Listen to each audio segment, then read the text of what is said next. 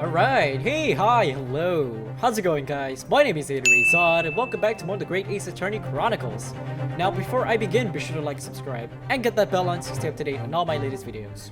So, in the previous episode, we met with the witnesses who kind of like described McGilded that, they saw him stabbing the guy, like with their own eyes, and it's the sixth jury that is currently overseeing the trial. They kind of all voted against McGilded, but we have triggered I wouldn't say it's an ancient law. We've triggered a kind of like a law that hasn't been used in a while that forces them to explain why they have chosen the guilty verdict, so that we might convince them otherwise. So that's kind of where we left off. Let's see how it goes. So be it then, ladies and gentlemen of the jury, the court hereby calls upon you to state the grounds on which you find the defendant, Magnus McGilded, guilty of this most serious crime. That's right. Tell me why. I can't remember the voices I gave them. There was no one else inside the carriage at the time, so it has to have been him. I trust the driver. He has an excellent memory, it seems. 4 passengers with fares totaling 20 pence. He stuck the chap next to him just like this. Brazen, I must say. Absolutely brazen. I have simply typed and collated all the statements made thus far and have drawn the logical conclusion. You can trust the girl. Fair fares is our motto. Have raised prices above 4 pence for years.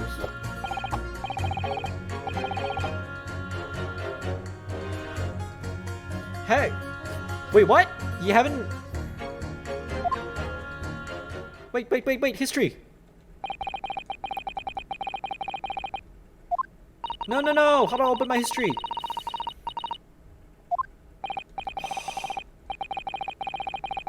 Come on. Oh, god damn it! How do I open my history? It says X for history, but that's not happening. When I press X, the thing just... Oh, it's triangle, idiots. It's because this is Xbox. No one's inside the carriage. Fares totaling 20 pence. Juror number 5 said, we haven't raised prices above 4 pence for years. Doesn't that mean there's 5 people then? Because if it's 4 pence per passenger, that would have been 16 pence, not 20. So there's a 5th member there. The scoundrel stabbing... Oh, sorry, I'm just continuing. Stabbing the poor man on the floor. Beggar's belief. I'm starting to wish I hadn't pushed for this now. Some of the jurors don't seem to have wonderfully formed arguments, though, do they? I think that's a hole right there. I'm not sure if it's a game hole or it's something I should have noticed, because the guy who said it hasn't been raised in 4 pence is actually the head of like the carriage people. So he said if it haven't been raised in 4 pence, they haven't raised in years, it's 4 pence. It should be 5 people because that's 20. 5 times 4 is 20. Well, let's see what we can do. We need to get these 6 people to change their minds. I have to throw everything I can at them and use some very persuasive language. Just a moment, Miss Naruhodo. Your special book. According to my book, that's not quite how it works. Oh? I thought I was going to have to thaw their icy minds with some heartwarming rhetoric about the defendant. Fortunately, once the jurors have decided the defendant is guilty, they're unlikely to heed anything the defense says. But then, they've reached their conclusions by their own reasoning, you see. Your pleas will sound like excuses. In fact, it can recoil on you. The more you try to persuade them, the more entrenched they may become. Then what on earth am I supposed to do? Oh dear. I'm just citing what I've read about British law, Miss Naruhodo. Right, sorry. Do you have any idea how to make this work then? Well, from what I can understand, the key to this procedure is using the jurors' own words to make your arguments. What do you mean? So it's like cross-examination. Well, the 6 members of the jury are randomly selected members of the public. They may appear to present a united front, but the truth is, they're complete strangers who just happen to find themselves here in the courtroom together. And that's the way to break them down, you mean? Yes, exactly. We must listen very carefully to what each member of the jury says, and see if we can identify any contradictory statements. If we can, we then contrast the statements, and pit the corresponding jurors against each other. I see. So it's contradictions of what 2 or more jurors say that we're looking for. In a way then, this is similar to a regular cross-examination. Oh, yeah, I suppose you're right. That's what I said. Find contradictions in their statements. I already know what it is. It's the maid who said 20 pence and the carriage lead that says 4 pence. Alright, I might be able to pull this off. No, that's not right. I will. I have to pull this off. Can we start proceedings, counsel? I would ask you to take the stand for this, expecting a clear and concise rebuttal. Yes, my lord.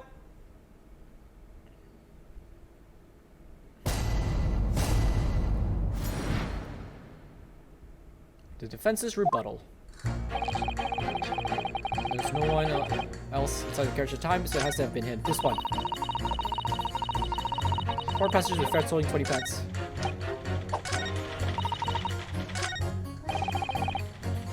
Yeah, pit.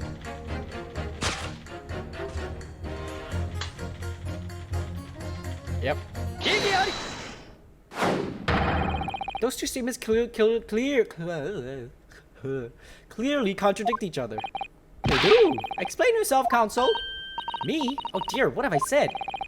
I swear on Silverblaze's maiden name, I haven't the first idea what you're talking about. According to the group testimony we've heard so far, there were 4 passengers on the omnibus on the night in question. And according to the coachman, Mr. Beppo, he took 20 pence in fares. Quite right. I have those precise details typed neatly here in front of me. And juror number 5 also told us the following. The fare for the omnibus is always 4 pence. And it is fair and convenient single price, just the way London's carriage should be operated. But that doesn't add up at all. In fact, it leaves a glaring discrepancy in the facts. Why, man, why? 4 passengers paying 4 pence each. If you do the multiplication, it would be 16 pence. Exactly. As I said, it doesn't add up. The figures are different, but 4 pence in fare. Which means precisely 1 person's fare. 1 person's fare? Yes. In other words, on the omnibus that night, it's distinctly possible there was another passenger we've heard nothing about. Good gracious. This can't be right. The coachmen of the guild are good, honest men, once and all. Trustworthiness is our watchword. The figures your coachman claims most certainly do not add up. Your watchword, good sir, is a fallacy. I beg your pardon. Mr. Guildmaster, I think you ought to consider that if this trial were to end now, the news will surely spread all over London. The news that one of your coachmen tried to hide the fact that he lets nefarious characters ride his omnibus. Alright then, how do I make it so this miserable trial doesn't end, Well, according to my book here, you simply launch a ball of fire onto the innocent side of the set of scales. Now hold your horses there, coachman. We were all in agreement. Why do you have to go and... Wait till I get my hands on you, Beppo.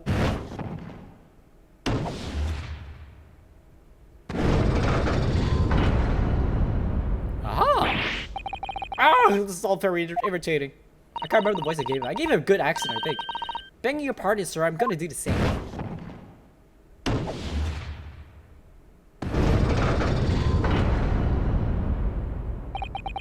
For the love of Mike, not you as well. A penny can be the difference between a smile and a tear, after all. I certainly can't put my trust in someone who doesn't follow my exacting standards of financial matters. Oh, really? I, for one, think it's only proper that we hear from the witnesses again. Oh, well done, Mr. Naruhodo. You did it. If you can manage to change 2 more jurors' minds, you can force the trial to continue. 2 more, actually. There is something else that's bothering me about a couple of their assertions. That's where you must strike backs. So I need to pit 2 more jurors against each other and show there's not a contradiction in their assertions. Exactly. You can do it. Well, the scale of justice have shifted, but they still weigh heavy on the side of guilt. Counsel, you have the floor again. Continue with your summation examination. Damn, I didn't notice anything else, unfortunately.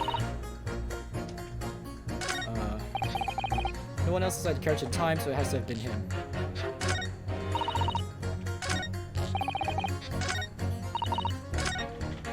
He stuck the trap next to him just like this. Brazen, I must say, absolutely brazen. Simply type to calculate all the statements made thus far and found the logical conclusion.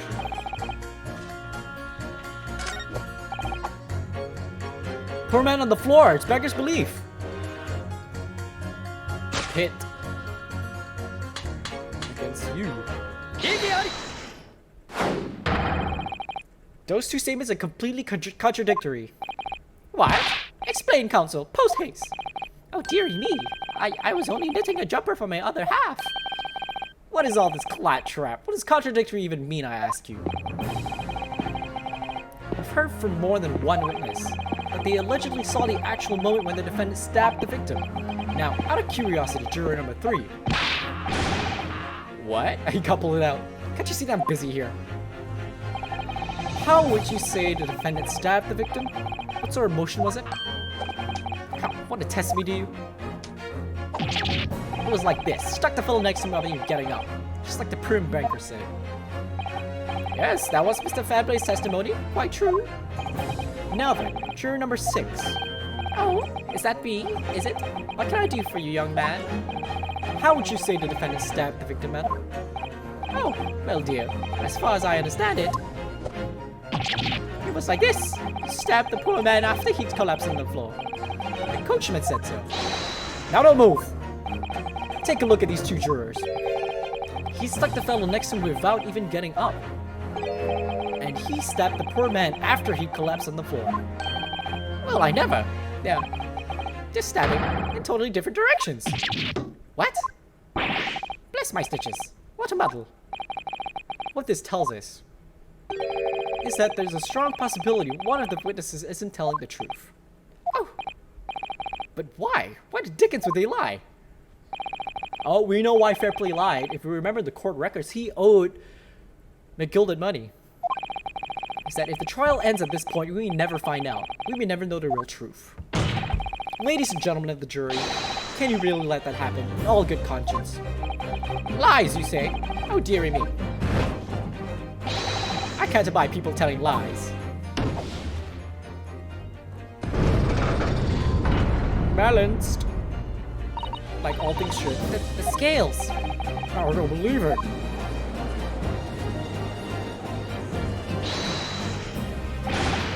Wait! Now hear this, my fellow jurors. I warn you, you cannot listen to this man. Look at him in his black suit. He's clearly some devious Eastern sorcerer using magic on us all. If I can use magic, do you really think I would bring myself through all this? Answer me this, Dark Jinx. Huh? With me? What exactly is the problem? What of it if two witnesses have slightly different recollections of events? What of it? Let's say Shylock did stab the victim as you were sat next to him on the omnibus. And his young dandy saw him do it. And now let's say the victim collapsed on the floor. And then the Shylock stabbed him again. And this old lady saw him do it. Well, what's to say it didn't happen like that? Who are you calling a dandy, sir? Why, I should take this knife to you. Who are you calling old? Why, I should take this needle to you. Ready to kill each other now. But could the foreman of the jury be right? Did the two witnesses see two different moments of the same crime? It's possible. Let's not rule anything out. It's true. There's an outside chance of almost anything you care to mention.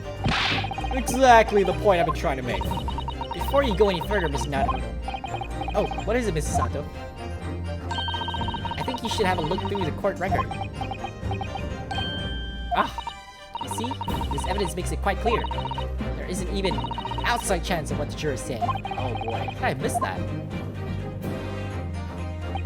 Unfortunately, Mr. Foreman. What is it, you Dark Jinx? Come on, out with it. What you're suggesting is impossible. It's out of the question. What? What are you talking about, man? How can you possibly say that? You do realize that I'm only doing my job. As foreman of the jury, I have responsibility to steer everyone in the right direction. So, where's your evidence, man? That's what we want to see. I said the two witnesses saw two different moments of the same crime. If you say that's out of the question, so show me some proof. Looks like the only way I'm going to convince him is to present him with something he can't dismiss. Some irrefutable hard evidence. As you wish. What? I'll give you the proof. It's out of the question that the two witnesses saw two different moments of the same crime, as proven by... single stab wound. This is the victim's autopsy report. According to what's written here, Mr. Mason was stabbed in the abdomen only once. Huh? Only once? It's quite simple. The victim was stabbed precisely one time. Which means these witnesses can't possibly have seen it happen 2 different times. Alright. I can see defeat.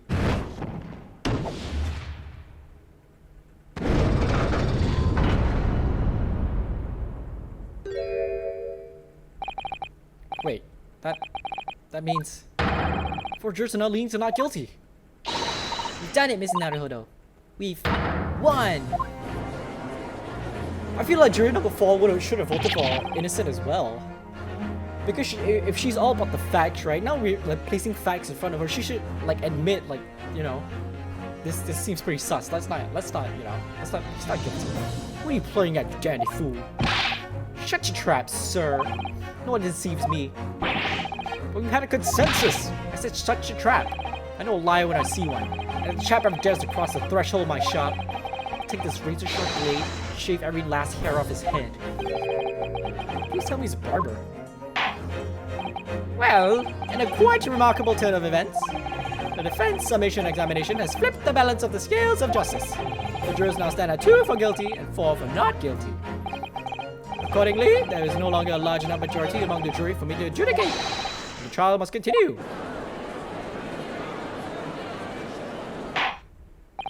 I hereby ask the defense, prosecution, and witnesses to return to their places. And I call upon all of you to continue to pursue the truth.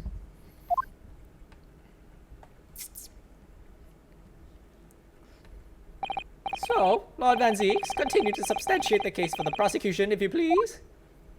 Yeah, Van Zeeks. Serves you right. Not even doing your job properly. Gotta do your job for you.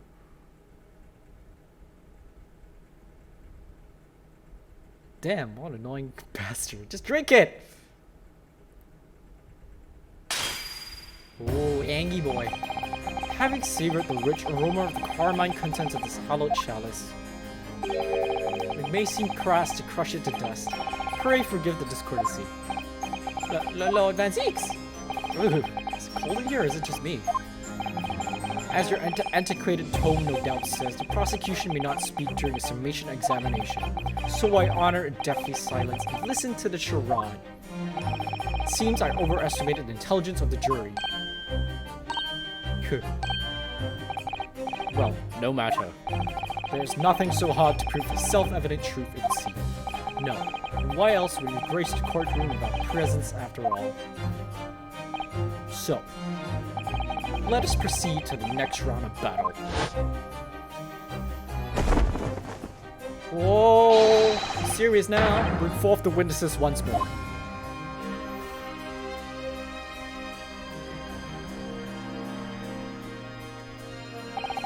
Witnesses, I trust you heard the summation examination we have just had to, Jiro. Oh, yes, sir. That I did it, sir. Of course I heard it. Oh yes, sir. I heard it. You, sir, on the end? The coachman? I believe it's Beppo? Yes, sir, my lord, sir. If it transpires that in your previous testimony, you were attempting to veil the presence of a 5th passenger on your omnibus, you will be found guilty of perjury. You are advised to bear that in mind, sir.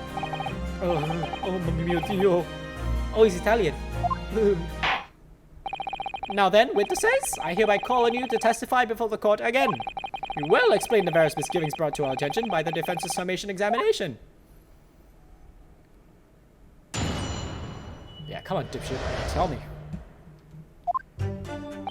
I only could carry 4 passengers that night. It's weird, but well, I for one was told I had to pay 5 pence for the bus. Fiddle isn't the fare he did it. Then I saw that blood-curdling sight as well. It's all too much. I tell you, I saw Michael stabbing that man.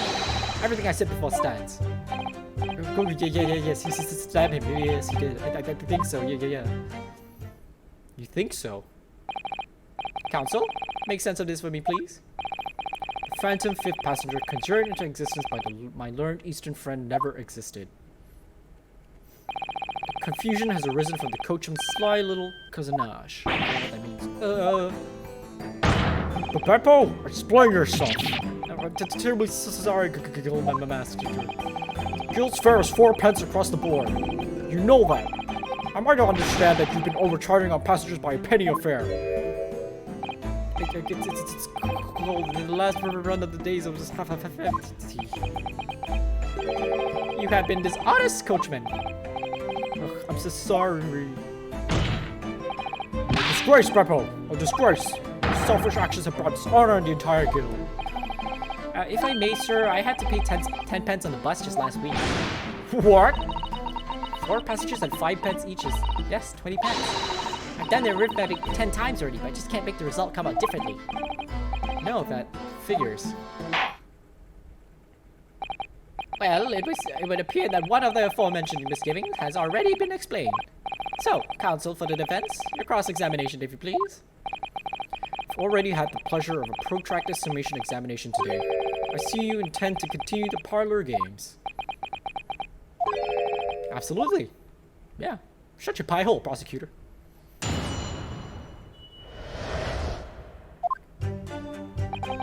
Only carried 4 passengers that night, I swear it, but What? What were you umming?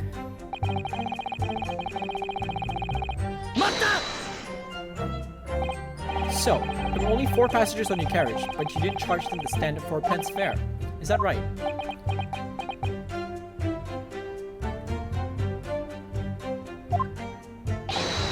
It's impossible to make the last run of the day pay. I'm just cold. It's all I could do to stop myself passing out. Get chilblains just listening to me. What's chilblains? It was such terrible, so I want to give myself a pound back for keeping the bus running. Doesn't a dedicated coachman deserve an extra penny per passenger? You're digging a deeper hole for yourself here. If only there had been a 5th passenger on the omnibus that night, then we would have had another suspect.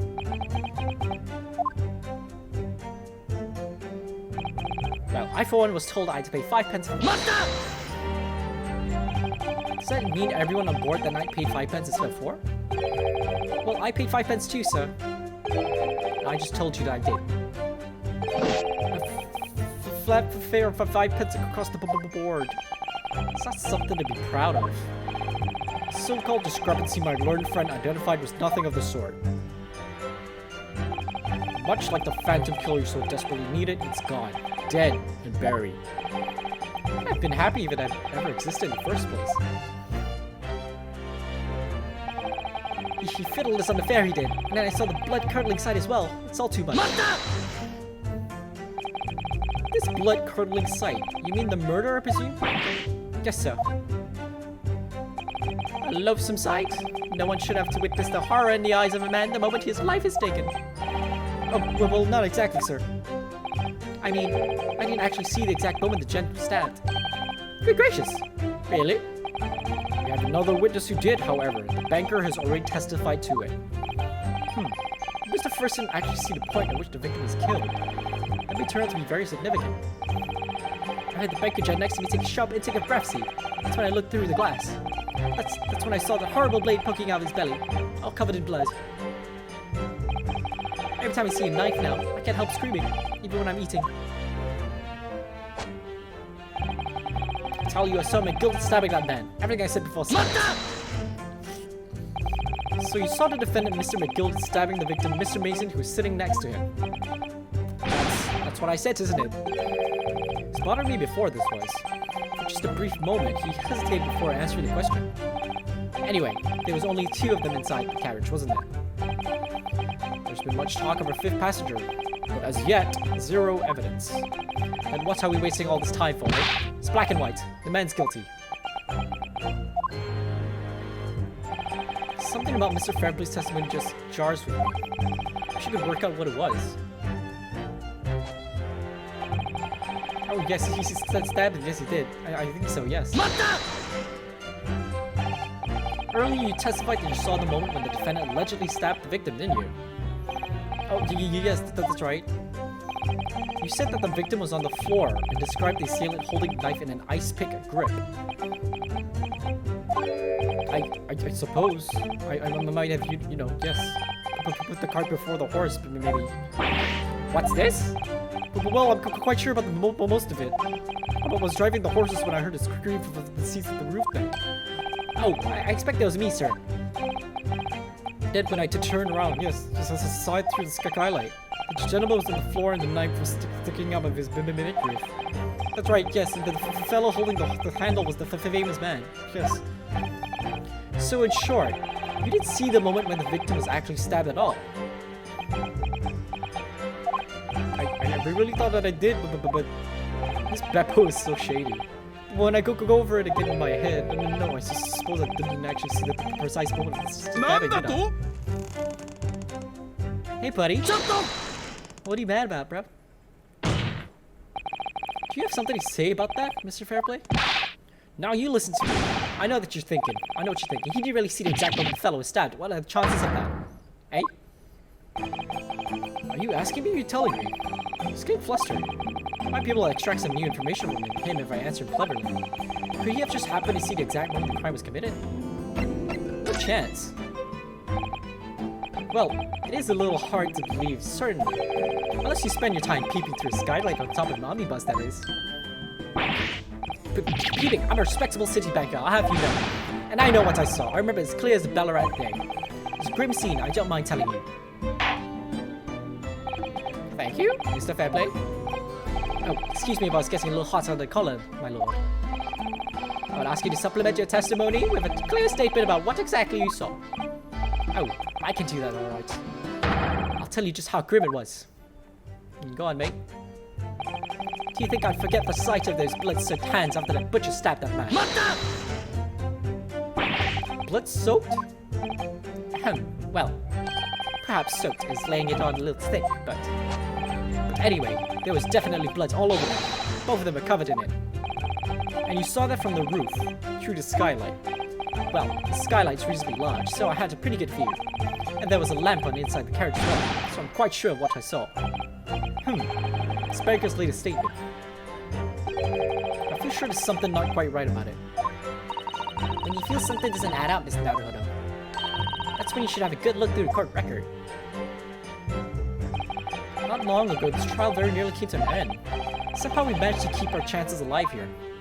I can't waste this cross-examination. I have to use it to bring some new facts to light. If you're not careful when you press these witnesses, the danger is that the jury will end up believing something unhelpful as they did before. Maybe, but we can't let the fear of that happening stop us from uncovering important new information. Yes, you're so right. I need to pay careful attention here. I don't want to miss even a flicker of a reaction among these witnesses. Remember, if you happen to spot one of the witnesses reacting in a strange way, don't hesitate to pursue them as to the reason. I mean, one thing I don't like is how they keep reminding you.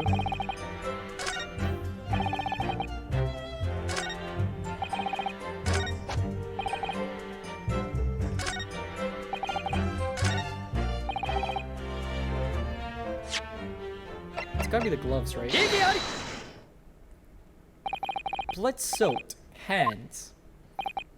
Well, I admit that soaked might be laying it on a little thick, but anyway, there was definitely blood all over them. Both of them are covered in it.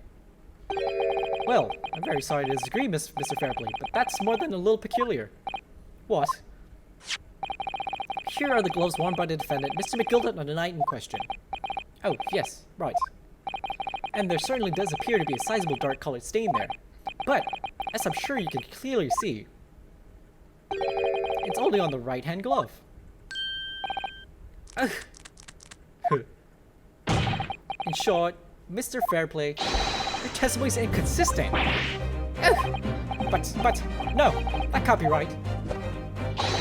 So you're the liar here, then. Ah. That's right, you were quite clear about it. You said, with both hands.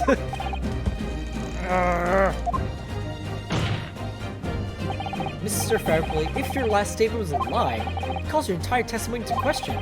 You say you saw the moment the victim was stabbed, but is that really the truth?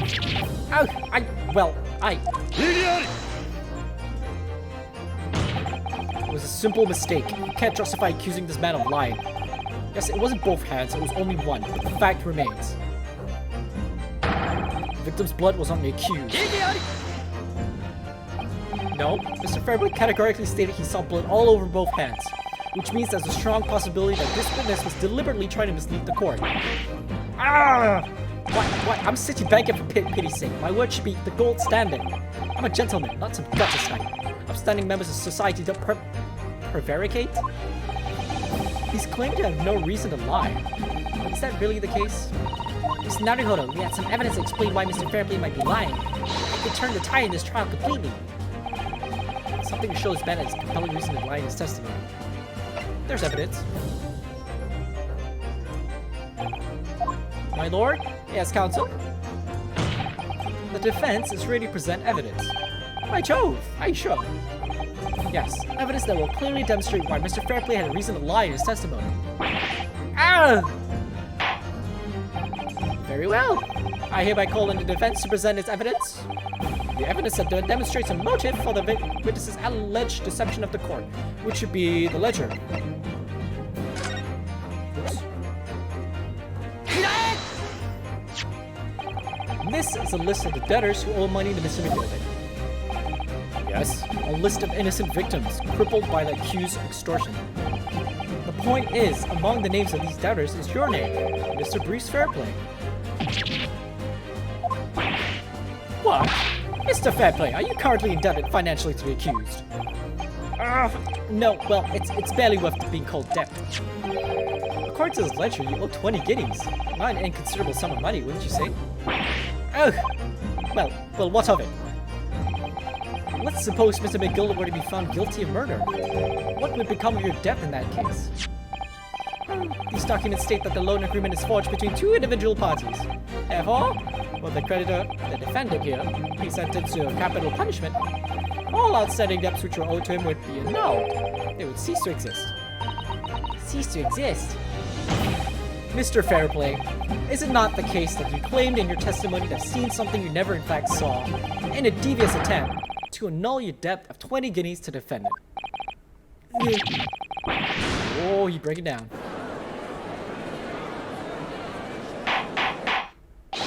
Order? Order? Order? Mr. Bruce Fairplay? Yes, my lad.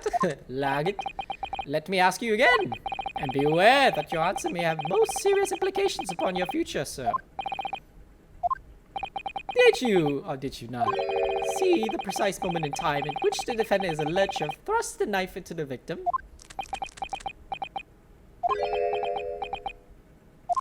Your silence speaks volumes. You did not tell the truth in your testimony. Alright, now let's not make a melodrama out of this. Perhaps I did. Overstate the truth a pinch. A pinch? But it makes no difference. I definitely remember seeing blood in McGilden's hands. Both of them. And yet, only one of the defendant's gloves, which we have here as evidence, is stained. That could mean something. That could actually mean that, maybe he did see the stain on both hands, but it wasn't McGilden. So he keeps saying. I wonder if I might be allowed to speak, sir? Go ahead, Mr. First. Well, the thing is, I think I remember seeing it myself, as it happens. Seeing what? The blood, sir? On the assailant's hands? I think, yes. I'm almost sure that it was on both of his hands, not just one. What? What?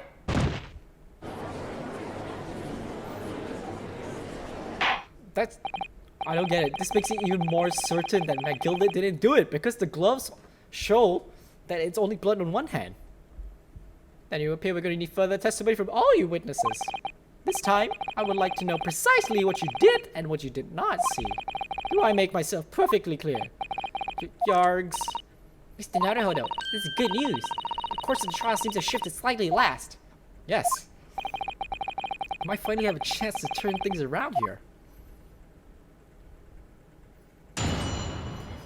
Okay, let's do this again. There's blood in both hands of the assailant. Since you distinctly remember that. However, I suppose you might say that I didn't see the exact moment the stabbing transpired, if that matters. I remember seeing the knife, and I remember seeing both of the attacker's hands with blood on them. I didn't actually see anything myself in the nose. Not until I heard that scream. Anyway, the fact remains. There can't have been anyone else in that carriage, or we would all have seen.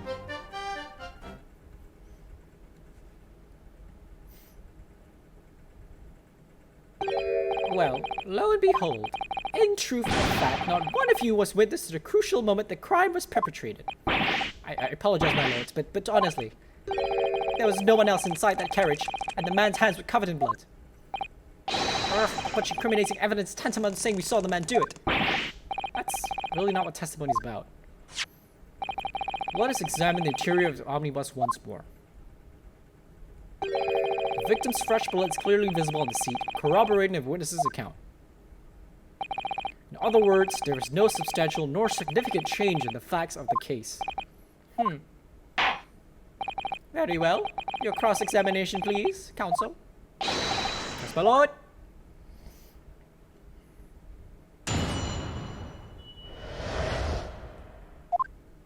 There's blood on both hands of the assailant and sincerely distinctly remember. No, the evidence tells us otherwise. We have the gloves the defendant was wearing on the night in question in the court record. I'm well aware of that, sir, but nevertheless, I know what I saw and I stand by it. The man had blood on both his hands. He's defiant, even in the face of hard evidence. He's steadfastly refusing to admit that he might be mistaken about what he saw. Why? Your reasoning is dire. One hand or two, the salient point remains unchanged. Minutes after the grim crime, the victim's blood dripped guiltily from the accused's fingers. However, I suppose you might say that I didn't see the exact moment the stabbing transpired, if that matters. Don't try to downplay this. Whether or not you saw the exact moments of the crime is a matter of fundamental importance as well as you know. But for crying out loud, we all know that no one else could have possibly done it. I was just trying to save us all some time. You have a loan of 20 guineas outstanding to the defendant, do you not? Had you hoped to release yourself from that financial burden by ensuring the defendant was found guilty? It's not entirely not what I was hoping for. I just lost a little guinea or 10 when I backed the wrong horse in the derby, that's all. I was gonna win it all back. That's a fixture this weekend, that's a sure thing. It's a gambler. A little guinea or 10? I'm a banker. No one bats an eye if I borrow a little money for the weekend. Disgrace. I think you may have revealed rather more about your character than you bargained for, sir. This witness's scruples are not on trial here. Proceed to the next witness. Is that really how it's supposed to work? I remember seeing the knife, and I remember seeing both of the attacker's hands with blood on them. You definitely saw that too. Blood on both hands. Yes, sir. I mean, I know what you're going to say. Only one of Mr. McGillicuddy's gloves has any signs of blood on it. That's right. The thing is, as far as I can remember, sir, when I looked down and saw Mr. McGillicuddy sitting beside the other fella, I don't believe he was wearing any gloves, sir. He wasn't wearing these gloves? That's correct, sir. And I saw the blood in both his bare hands quite clearly. A shoot of dark-colored stain on the dark leather gloves wouldn't have been easy to see. I should point out that the police officer who apprehended the accused on the night in question reported that there was no trace of blood on Mr. McGillicuddy's gloved hands. There wasn't blood on his hands. This is puzzling indeed. This must be significant somehow. I'm sure of it. Yeah, you're useless. That was useless. You didn't see anything? Oh, yes, sir. But that doesn't say no, sir. I didn't. I'm very sorry about what I said before, sir. Very sorry, yes. It was very wrong of me to make up stories and to say I saw him to the man. Well, what did you agree, sir? I know what you're insinuating. I certainly was making up stories. Still, see, you saw nothing isn't right either, is it? No, sir. I saw nothing at all. Mr. Bepple, you're driving your horses. At the very least, you must have enjoyed a good view of London streets, no? Grasping at straws here. Oh, please. You didn't even see that. It was so cold that night, sir. It was so cold to keep from passing out, sir. Yes, but my head was fairly frozen, so solid. Sorry to say, sir. It would seem prudent to avoid travel on the last omnibus service on London's cold winter nights. Report! Anyway, the fact remains there can't have been anyone else inside the carriage but Rudolph's. And everything you saw of the incident was through the skylight on the roof of the omnibus. That's right. It's fiercely cold that night. The glass was frosted. Oh yes, I remember shivering. It was so bitter. Which rather begs the question of why the pair of you were sitting on the roof deck in the first place. Well, I don't know about this young fellow, but I couldn't enter the cabin. Oh? Why not? It was locked from the inside. I tried knocking, but no one opened the door. It was locked. That's right, and it's a public bus service for pity's sake. That's not what I call fair play. Yes, I had exactly the same experience. I tried knocking, but the gent inside just gestured at me to clear off. So I had no choice but to climb up to the roof deck and look down longingly to the warm cabin window. Well, I can assure you I wasn't just looking down, I was glaring, long and hard. That's precisely why I can tell you with absolute confidence that if there was anyone else at all in that cabin, I would have noticed. Unequivocal, I would say. I'm not sure about these two witnesses. If they really have seen everything inside the cabin through the skylight, they would not.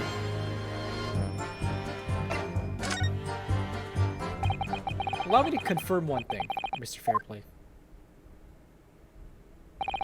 You were riding this omnibus and witnessed the events in the cabin through the skylight and the floor of the upper deck. Is that right? That's right, yes. In that case, there is a portion of the cabin interior that would have been out of sight from you. What? By golly, really? Obviously, at this stage, we can't say for sure. But the possibility cannot be denied that at the time of the incident, there could have been another passenger in the closed cabin of the omnibus. Enough hypothetical meandering, my Nipponese friend. The prosecution demands that you substantiate your claims. After all, the scene of the crime is here in the flesh. Very well, I will uphold the prosecution's demand. We will identify the area on this cross-sectional plan of the bus. Where exactly in the omnibus are you suggesting that this potential extra passenger could have been situated? Here.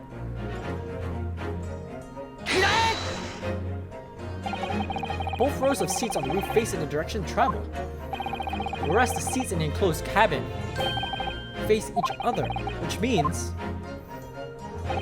the visible part of the cabin which passengers on the roof deck can see through the skylight is as I've drawn here. Ah. That's right, my lord. As you can see, the seat opposite the one on which the victim and his attacker were sitting is obscured from view. In other words, if someone had been sitting on that seat, it's quite possible these witnesses would have been completely unaware of it. But then they poke their head in and see. It's quite possible some phantom was sitting there. You Nipponese have a forbidding habit of obscuring the truth of ambiguity. I concur with the prosecution's rejoinder. In a British court of law, evidence is paramount. I cannot entertain this conjecture, counsel. That is, unless you're able to put a name to this mysterious passenger to whom you allude. Can you, Mr. Naruhodo? Can I? I honestly don't know. Who could it have been? Who could have been in the other seat which was out of sight from the witnesses on the roof deck?